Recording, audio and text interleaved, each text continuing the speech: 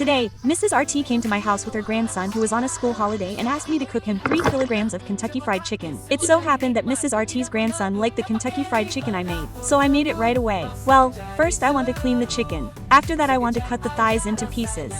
Then I add 1 chicken egg. Add crushed garlic. Then add chicken stock. Then just stir it until it's evenly mixed. While waiting for the chicken to marinate, I want to prepare the dry ingredients. Here I use wheat flour which I add to my flour. Add a little chicken stock and baking soda. Then stir it evenly. Then put in the chicken that I marinated earlier. Then just stir it until the flour coats the chicken. Then I want to put it in a sieve. After that, I want to soak it first. Well, just soak it in plain water. Well, you don't need to soak it for long, just about 3 seconds. Then put it back into the dry flour. Then coat it again until it is evenly mixed. Then here I put it back into the sieve. Now, the thickness of the flour can be adjusted to your taste. For me, I dipped it twice in water, 3 times in dry flour.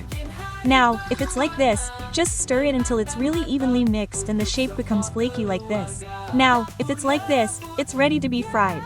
Fry it in really hot oil over high heat.